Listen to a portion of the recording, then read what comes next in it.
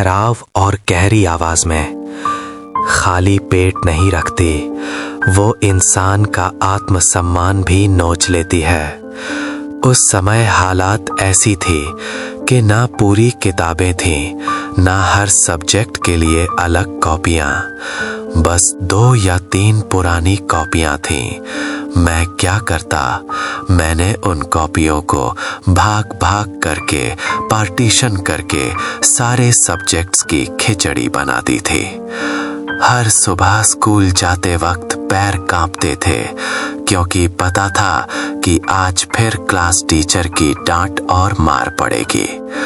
जब वो पूछते कहाँ है तुम्हारी फेयर कॉपी, तो मेरा दिल जोर से धड़कने लगता।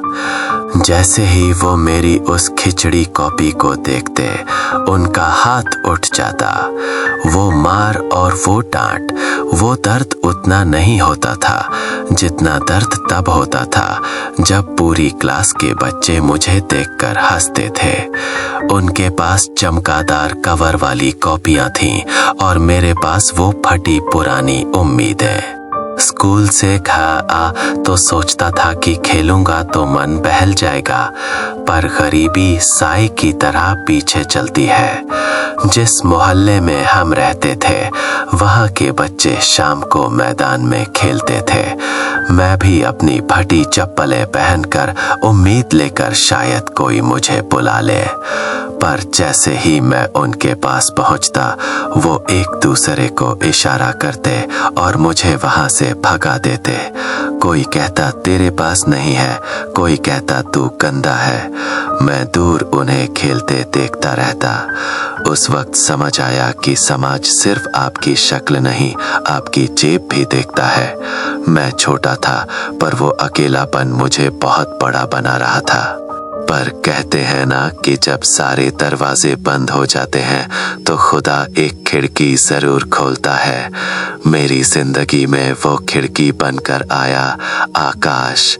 वो पहला लड़का था जिसने मेरी गरीबी नहीं, मेरी सादगी देखी।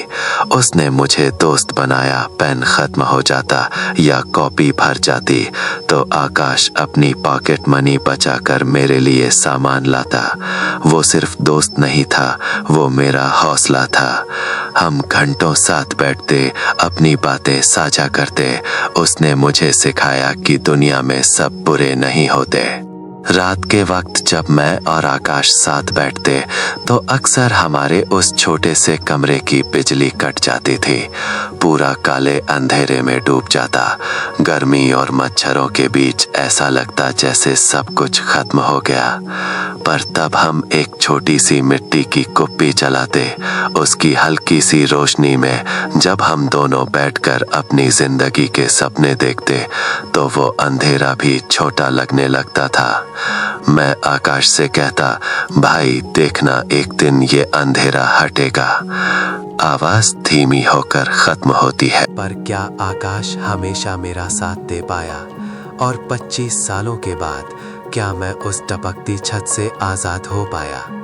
क्या मेरी कहानी सिर्फ यहीं तक थी या इसके आगे एक नई मंजिल मेरा इंतजार कर रहा था? जानने के लिए जुड़े रहिए द रवि सिंह शो के अगले भाग में।